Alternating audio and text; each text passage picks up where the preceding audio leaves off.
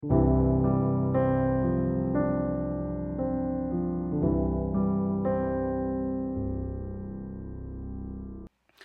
사울 왕 이야기를 통해서 우리 다 같이 은혜 받기 원합니다.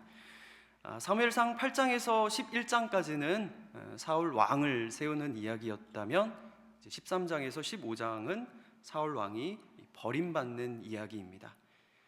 오늘 본문이 13장인데 사울의 어떤 행동으로 말미암아 버림을 받게 되는지 살펴보고 우리는 이것을 반면교사로 배움을 얻기 원합니다. 사울이 이스라엘 왕이 된 지 2년밖에 지나지 않은 시점에서 이스라엘은 블레셋과 전쟁을 치르지 않을 수 없었습니다. 이스라엘 백성들이 왕을 요구하였던 큰 이유 중에 하나가 블레셋의 위험에 효과적으로 대처하기 위함이었습니다. 사울이 왕이 되자마자 블레셋과의 전쟁을 치러야 하는데 이것은 필연이었던 것이죠. 2절에 보면 사울은 3,000명을 택하여 2,000명은 자기와 함께 움직이게 하였고 나머지 1,000명은 요나단의 지휘 아래에서 베냐민의 기브아에 주둔하게 하였습니다. 먼저 요나단이 게바에 있는 블레셋의 수비대를 칩니다. 사울 왕국의 수도가 기브아였는데 게바와는 아주 가까운 거리에 위치해 있었습니다. 이것은 사울 왕국이 얼마나 블레셋 위험에 노출되어 있는지를 가늠하게 하는 부분이죠. 요나단이 블레셋을 선제 공격한 이유에 대해서는 성경에서 명확하게 기록되어 있지 않습니다. 어쨌든 블레셋도 가만히 있지는 않았을 거예요.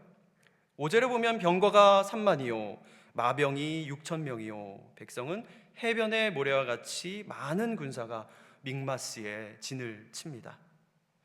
사울도 길갈에서 온 이스라엘 군사들을 모았지만 블레셋에 비하면 초라한 숫자에 불과했습니다. 이에 이스라엘은 굴과 수풀과 또 바위 틈에 숨었습니다. 11장에서는 암몬 족속과의 싸움에서는 이스라엘이 얼마나 용맹스러웠는지 몰라요. 필사적으로 싸움에 임했었는데 블레셋과의 싸움에서는 숨기에 바빴고 또 백성들은 덜덜 떨었습니다. 사울도 암몬 족속과의 전투에선 하나님의 영에 크게 감동되었었는데 지금은 아무런 일도 일어나지 않고 있습니다. 암몬 자손과 싸울 때는 소 2마리를 잡고 조각을 내어서 각 지파에 두루 보내면서 군사들을 보냈었는데 지금은 완전히 다른 모습입니다. 백성들도 마찬가지예요. 두려워 떨고 있고 심지어 길르앗으로 도망가는 사람들도 속출하였습니다. 이때 사울은 사무엘과 제사를 드리기로 약속을 했었던 모양이에요.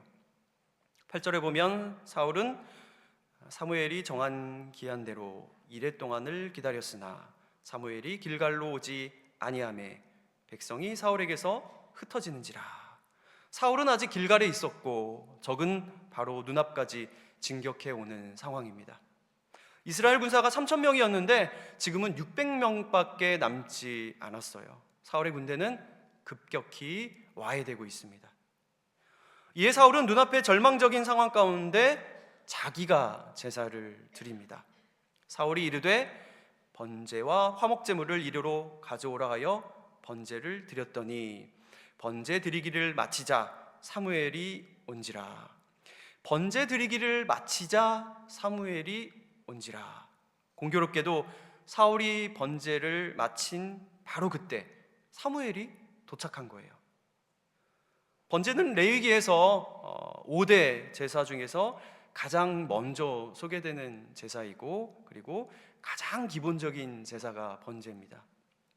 번제는 하나님과의 만남의 장을 마련해 주는 그런 기능을 가지고 있습니다.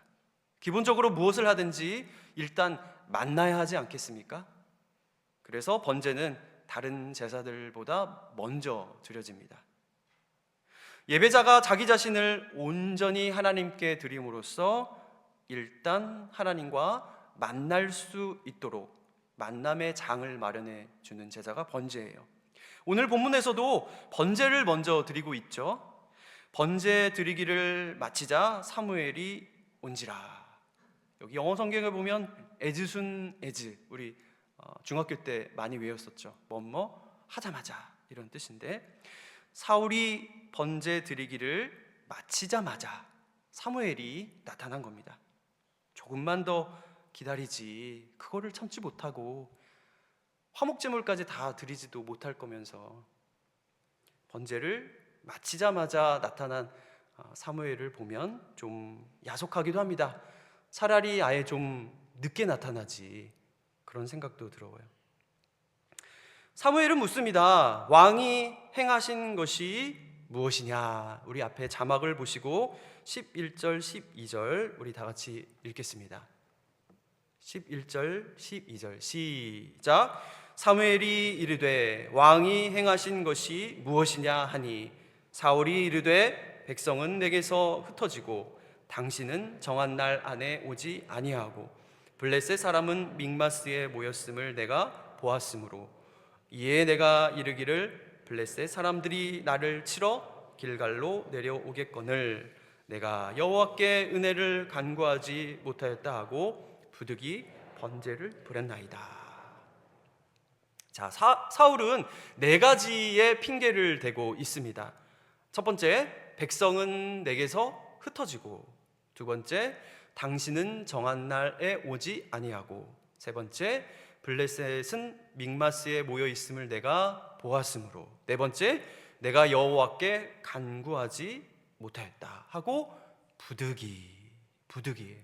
그러니까 이 사울의 네 가지의 이유를 보면 어쩔 수 없었다. 상황이 상황인 만큼 부득이 내가 제사를 드리지 않을 수 없었다라고 합니다. 어찌 보면 사울의 이런 행동을 우리가 충분히 공감할 수도 있을 것 같아요.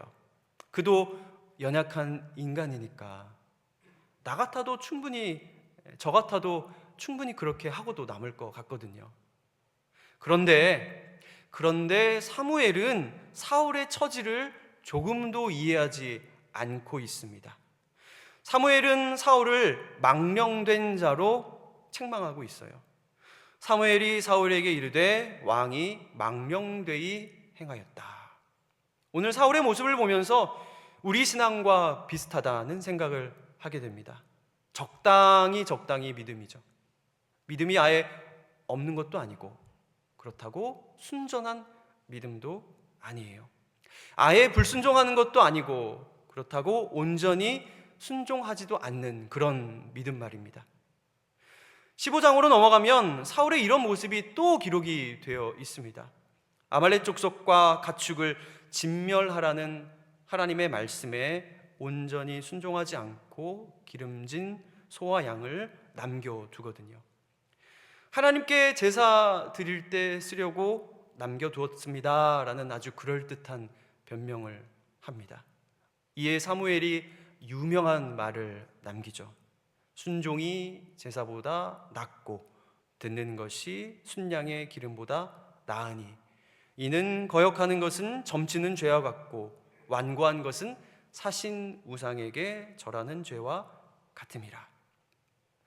사무엘이 사울을 망령된 자라고 책망을 하는데, 여기서 망령되이는 영어로 플리쉬입니다. 플리쉬. 어리석다는 거죠. 크게 보면 사울의 행동은 불순종이잖아요. 자기가 제사장도 아니면서 번제를 드렸으니까요. 저는 오늘 사울의 어리석음과 불순종도 그렇지만 그의 인내하지 못함을 말하고 싶습니다. 13장에서의 모습뿐만 아니라 사울은 잘 기다리지 못해요. 그래서 어리석다고 하는 것 같습니다. 뒷부분에서도 보여지는 사울의 모습은 조급하고 또 충동적이고 그렇습니다. 우리 신앙의 성숙을 위해서 가장 필요한 자양분 중에 하나가 저는 인내라고 생각을 합니다. 노아나 다윗, 욥, 다니엘, 또 요한, 사도 바울과 같은 위대한 신앙인들은 참으로 인내의 사람들이었습니다. 타고나게 인내의 성품을 가진 사람도 더러 있겠지만 성경에는 인내는 성령의 열매라고 말씀을 하고 있습니다.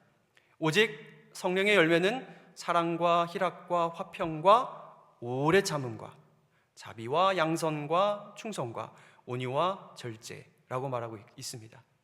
인내는 그냥 있으면 만들어지지 않습니다.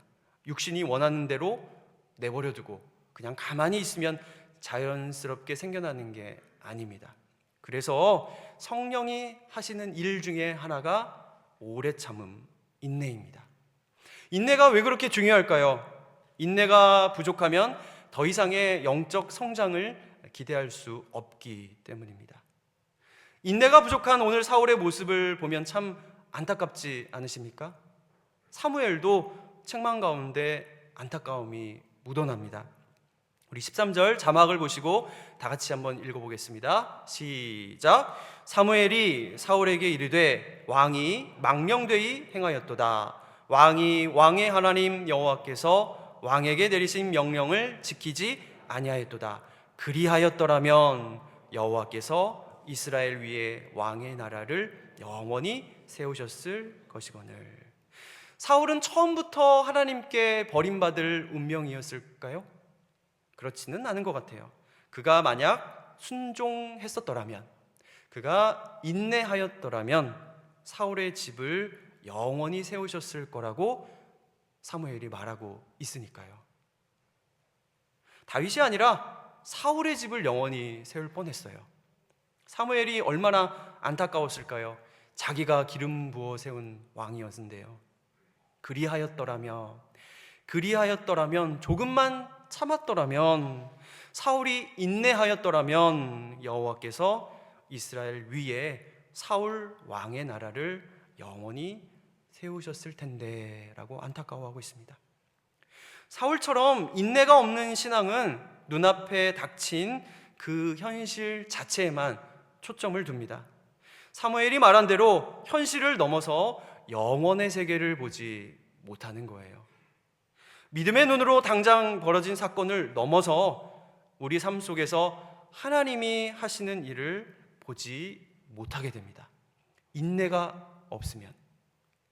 히브리서 기자는 우리가 인내가 필요한 이유가 하나님의 약속을 받기 위해서라고 말합니다.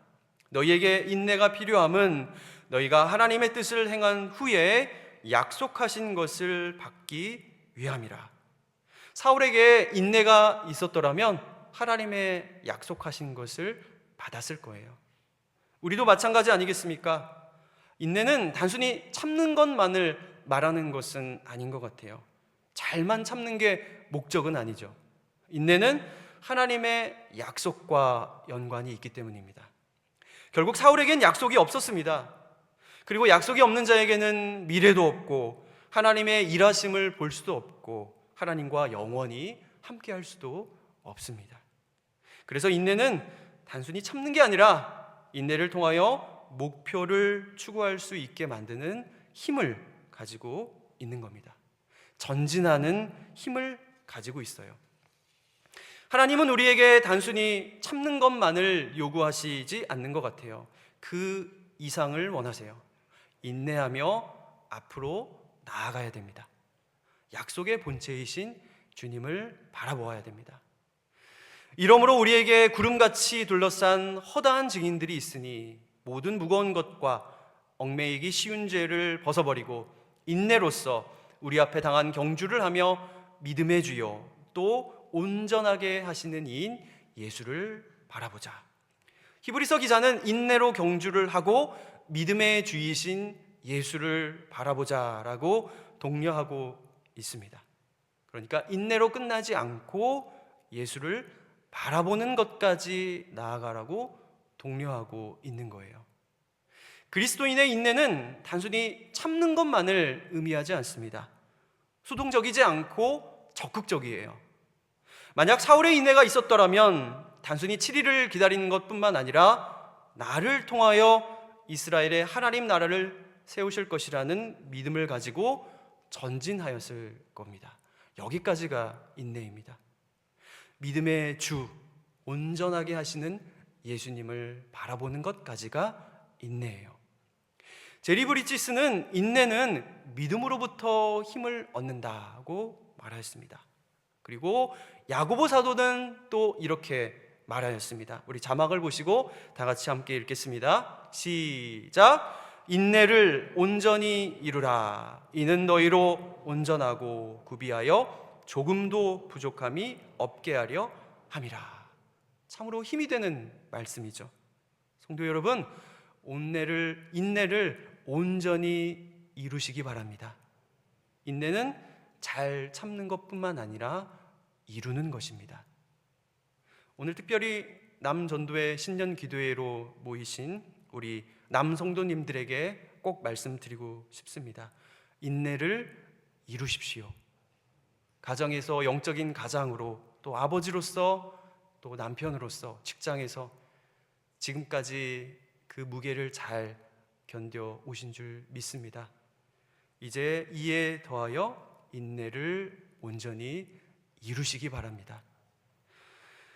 아마 지금까지는 수동적인 인내만을 알고 계셨을 거예요.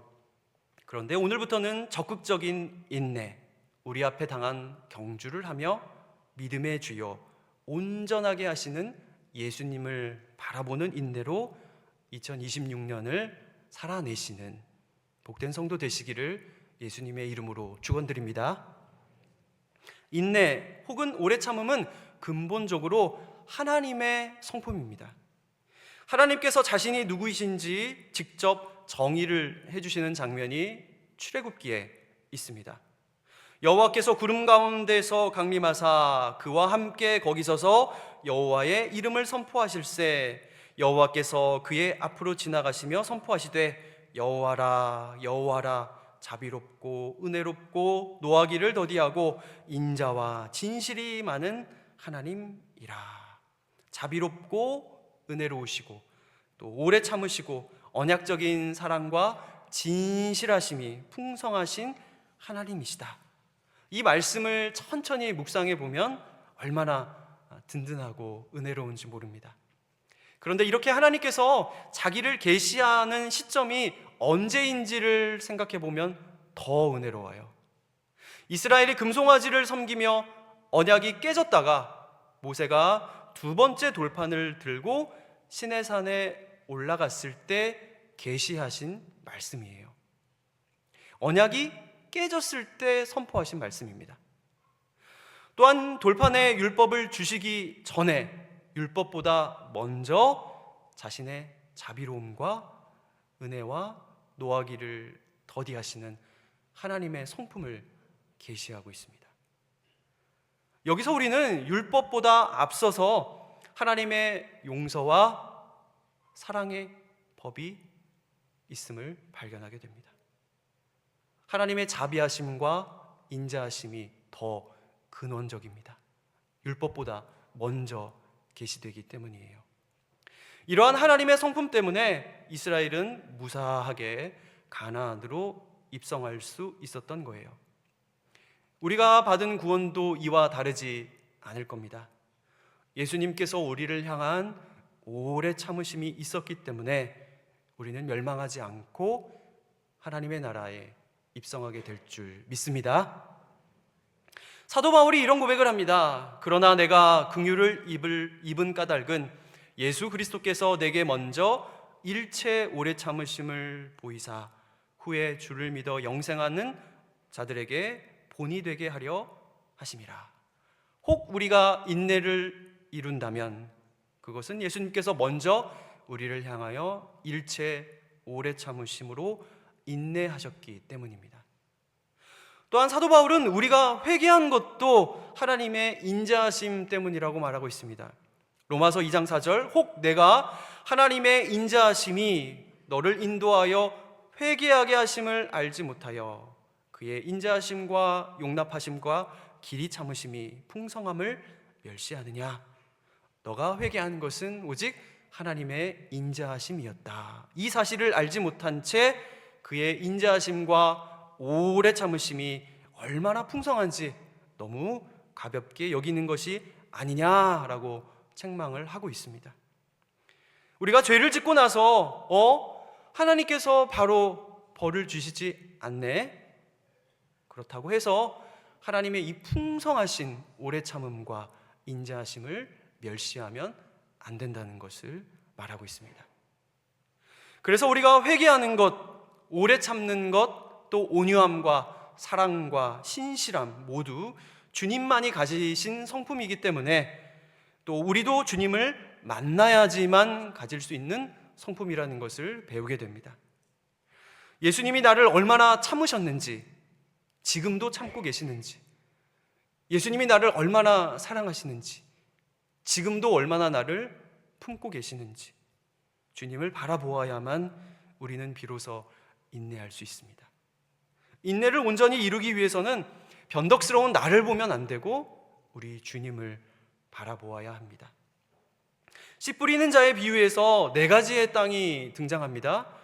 길가밭, 돌밭, 가시밭, 좋은 땅. 예수님께서 직접 이 비유에 대해서 설명을 해주시죠. 좋은 땅이 어떤 땅인지, 다시 말하면 어떤 땅이 좋은 심령인지 알려주세요. 누가복음 8장 15절에 보면 좋은 땅에 있다는 것은 착하고 좋은 마음으로 말씀을 듣고 지키어 인내로 결실하는 자니라. 말씀이 30배, 60배, 100배의 열매를 맺는 좋은 땅은 착하고 좋은 마음으로 말씀을 듣고 지키고 인내로 결실한다고 말씀하고 있습니다. 열매를 맺으려면 인내가 꼭 필요합니다. 시광교회 이정규 목사님은 씨앗이 열매 맺는 것은 깊이와 연관이 있다고 하였는데 참 좋은 통찰인 것 같아요. 길가에 떨어진 씨는 아예 땅 속에 들어가지도 못했죠. 돌밭은 조금 들어가기는 들어갔어요. 그런데 고난이 오니까 금세 본전이 드러나 버렸습니다. 가시밭은 어떻습니까? 돌밭보다 조금 더 들어가기는 했어요. 그런데 가시가 같이 자라고 있는 거예요. 세상의 염려와 재물의 유혹이라는 가시 때문에 열매 맺는 것을 방해하고 있습니다. 좋은 밭은 씨앗이 깊이 심겨진 밭이에요. 인내로 강풍과 홍수와 병충해를 견디어 냈거든요. 그래서 인내는 깊이와 연관이 있는 것 같아요. 믿음에도 깊이가 있다면 인내로 그 깊이를 더할 수 있을 것입니다. 강준민 목사님은 리더의 고독이라는 책에서 이런 말씀을 하셨어요. 견딤이 있어야 쓰임이 있다. 제자들도 말씀을 깊이 받아들인 것처럼 보였지만 환난이 왔을 때, 예수님이 십자가를 지시고 힘없이 돌아가셨을 때 모두 예수님을 떠나버렸습니다. 예수님이 사역하시는 동안 좋은 밭을 만난 적이 거의 없으시죠. 한 알의 밀알이 땅에 떨어져 죽어야 열매를 맺을 수 있는데 그런 한 사람을 만난다는 것은 거의 기적에 가까운 일이었기 때문에 예수님은 자신이 대신 죽을 수밖에 없었습니다. 예수님의 일체의 오래 참으심으로, 다시 말하면 인내하심으로 우리를 구원하신 것입니다. 우리가 인내하지 못하기 때문에 예수님께서 우리 대신 인내하신 거예요. 우리가 순종하지 않기 때문에 예수님께서 우리 대신 순종하신 것입니다.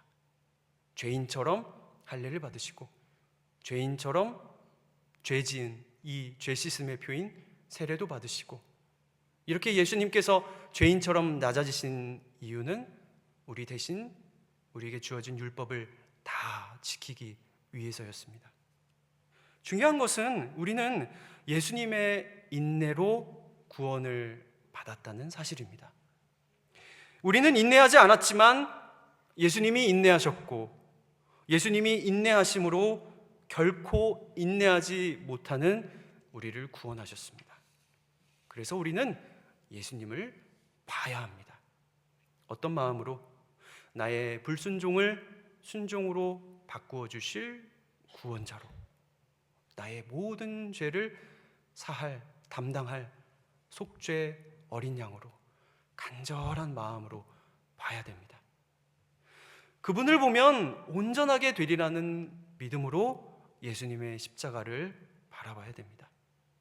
인내로서 우리 앞에 당한 경주를 포기하지 않고 끝까지 달려가기 위해서 우리 눈앞에 오직 예수님만 보이시길 주님의 이름으로 축원드립니다.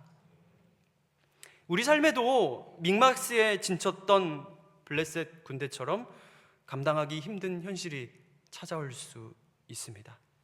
가장으로서의 무게도 있고, 직장의 문제, 또 자녀의 문제, 경제적인 어려움 또는 육신의 연약함이 우리를 조급하게 만들 수도 있습니다. 그런데 이때 우리는 인내의 왕이신 예수님을 바라보아야 합니다. 사무엘이 번제를 마치자마자 도착했던 것처럼 우리가 조금만 더 인내한다면 하나님도 가장 정확한 타이밍에 일하실 것입니다. 성도 여러분, 올 한 해 인내를 온전히 이루는 성도 되시기를 예수님의 이름으로 축원드립니다. 인내의 끝에는 하나님의 약속이 있습니다. 또 인내하는 자에게는 하늘 상급이 기다리고 있습니다. 나를 위해 끝까지 인내하신 예수 그리스도의 십자가를 바라보며 견디고 끝내 승리하여서 하나님이 약속하신 그 놀라운 축복을 누리는 우리 남전도회와 모든 성도 되시기를 예수님의 이름으로 축원드립니다. 아멘. 기도하겠습니다. 하나님 아버지, 우리는 인내할 힘이 없사오니 십자가를 참으신 예수님을 바라봅니다. 예수님의 그 인내가 우리 교회와 우리 가정에 흐르게 하시고 또한 우리 일터에도 흐르게 하여 주시옵소서. 그리하여 우리가 온전히 인내를 이루었을 때 하나님께서 예비하신 놀라운 축복과 승리를 경험하는 복된 성도 되게 하여 주실 줄 믿습니다. 우리의 영원한 소망이 되시며 지금도 우리를 위해 말할 수 없는 탄식으로 간구하시는 성령 하나님만 의지하기 원합니다. 착하고 좋은 마음으로 또 말씀을 듣고 지켜서 인내로 결신하는 우리 남전도회 충신 모든 성도 되게 하여 주시옵소서. 2026년 인내를 온전히 이루는 한 해가 되게 하여 주실 줄 믿습니다. 감사드리오며 살아계신 예수님의 이름으로